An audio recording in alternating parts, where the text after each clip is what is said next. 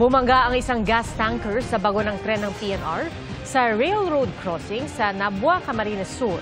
Sa lakas ng pagbangga na diskaril ang bagon na tinatawag na inspection train. Dahil sa aksidente, umabot sa halos 3 kilometro ang traffic sa lugar. Ayon sa PNR, agad na isugod sa ospital ang sugatang truck driver at ligtas na siya ngayon. Humingi sila ng paumanhin sa abala at patuloy ang kanilang investigasyon. Kalaboso ang isang ama na inilalako umano online ang kanyang mga anak. Nangingikil din daw ang suspect sa pinagbebentahan niya ng malalaswang video. Nakatutok si John Consulta. Sa bisa ng search warrant, pinasok ng mga tauhan ng National Bureau of Investigation NCR ang bahay na ito sa Zambales. Pareho kang gagawa ng hindi maganda. Arestado ang padre de pamilya na sangkot umano sa bentahan online ng manalaswang video ng kanyang mga anak. Ayon sa NBI, bukod sa paglalako ng kanyang anak online para sa live shows at online sexual exploitation, may iba pang modus ang suspect. Meron siyang extortion activity na tinatawag after that. Meron akong forwarded porn material sa iyo. You don't want me to report to your authorities. So, duplicate ito. Kumikita na siya dun sa porn material niya using his own children.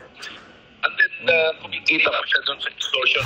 Sinagip ng NBI sa bahay ng suspect ang 3 niyang minor na anak, asawa at kapatid ng kanyang asawa na minor de edad din.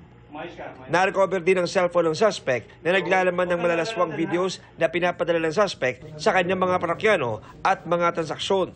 Inquest na ito, nagsampa kami ng kaso dito ng anti-online abuse and exploitation of children, qualified human trafficking, violations ng Anti-Trafficking and Persons Act, qualified because of the use of minors, possession ng paraphernalia for dangerous drugs under the Comprehensive Dangerous Drugs Act. Kasi meron kaming nakuhang marijuana. Di na nagbigay ng pahayag ang suspect na nakakulong na sa detention facility ng NBI sa Bilibid. Para sa GMA Integrated News, John Consulta, nakatutok, 24 oras.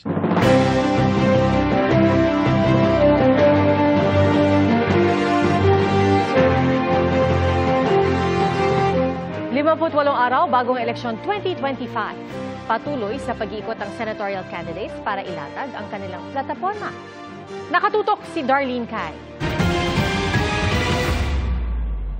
Isinulong ni Bam Aquino ang tax relief para sa maliliit na negosyo. Binigyang diin ni Senator Pia Cayetano ang kahalagahan ng kababaihan sa komunidad. Pinalawag na tourism jobs ang ipinangako ni Senator Lito Lapid. Si Manny Pacquiao itutuloy raw ang libreng pabahay at kabuhayan. Isusulong ni Senator Bong Revilla ang mga batas sa education, health at iba pa. Si Congressman Rodante Marcoleta nagsalita tungkol sa Konektadong Pinoy Bill. Isinulong ni Ariel Querubin ang reforma sa edukasyon at scholarships. Patuloy naming sinusundan ang kampanya ng mga tumatakbong senador sa eleksyon 2025. Para sa GMA Integrated News, Darlene Cai, nakatutok 24 oras. 2 na ang nasawi dahil sa acute watery diarrhea sa Ilocos Region. Ayon sa Center for Health Development Region 1, naitala po yan sa La Union at Dagupan City. Umabot sa mahigit 3,000 ang naitalang kaso hanggang katapusan ng Pebrero. Pinakamataas ay mula sa Pangasinan. Pinag-iingat nila ang publiko sa sakit na ito na karaniwang dulot ng kontaminadong pagkain at tubig, gayon din ng bakterya at virus. Inaasahan daw na tataas pa ang kaso sa tag-init kung kailan mas madaling masira ang mga pagkain at may kakulangan sa malinis na inuming tubig. Tinutukan ng ilang kaanak ng mga biktima ng gyera kontra droga ng Administrasyong Duterte ang unang pagharap ng dating Pangulo sa International Criminal Court. Masidhi ang kanilang pag-asa sa matagal na nilang ninanais sa hustisya. Nakatutok si Von Aquino. Taimtim na pinanood ng ilang kaanak ng biktima ng war on drugs ang pagharap ni dating Pangulong Rodrigo Duterte sa pre-trial ng kanyang kaso sa ICC. Naiinis ako kasi yung reaction niya ganon. Naging parang sobrang hina niya na, naging bingi na siya, samantalang napakatapang niya. Sana po, dun po sa ibang bansa siya dinala, dun din po siya aanuhan ng kaso, lilitisin. Kasi dito po sa Pilipinas, wala po kaming pag-asa. Doon po kami sa ibang bansa lumapit. Nanariwa raw sa alaala ni Shira Escudero ang mapait na sinapit ng kanyang kapatid na dinukot at pinatay. Buti nga po siya may due process. Buti nga po siya nararanasan yung human rights na ipinaglalaban namin. Pero kami, dinanas po ba namin yung human rights? Kami pong mga pamilya po namin, yung kapatid ko. Kasama nilang nanood si ICC Assistant to Counsel Attorney Cristina Conti na nagpaliwanag ng mga naganap sa pre-trial. Ngayong umaga, sumailalim sa psycho-spiritual intervention ng mga kaanak ng mga biktima ng extrajudicial killings. Nagdaos din ng misa. Kasamang dumalong isang ginang na ang anak ay namatay sa bala at saksak noong August 2017 matapos ipagbigay alam sa kanila ng mga pulis at barangay na kasama sa drug watch list ang kanyang anak. Nagpasalamat kami sa Panginoon dahil nagkaroon na ng hustisya yung pagkamatay ng anak namin. At syempre natakot din kami para sa kaligtasan namin. Kasi po, syempre malaki po yung malaking tao po yung kalaban namin. Sana makulong na siya. Ayon kay ICC Assistant to Counsel Attorney Cristina Conti, maaring ipatawag ng ICC ang mga nakaligtas na biktima ng EJK at ang mga pamilya ng mga biktima ng EJK para mag-participate sa trial. Pero hindi naman daw sila required na magpunta pa sa ICC. Hindi required. Ultimo na ang lahat ng mga biktima ay pumunta. Pero required at recommended na sila ay magpahayag.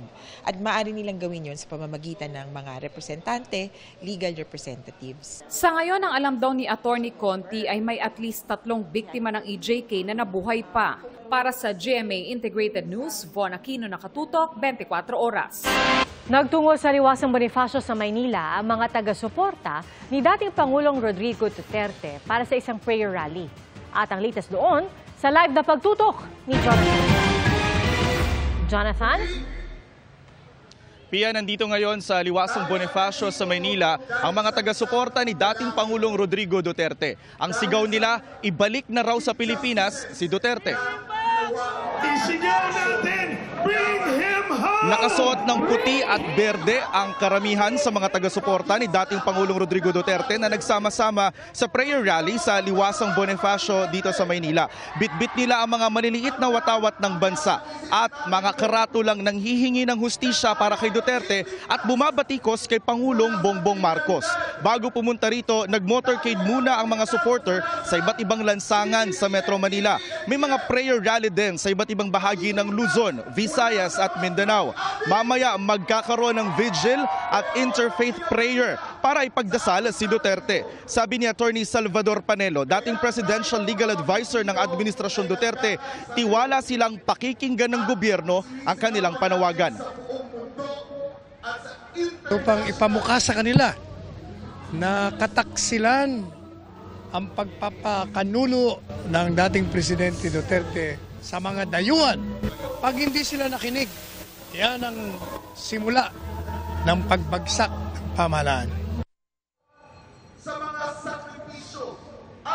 Kabi-kabila ang isinagawang pagkilos ng mga taga-suporta ni dating Pangulong Duterte.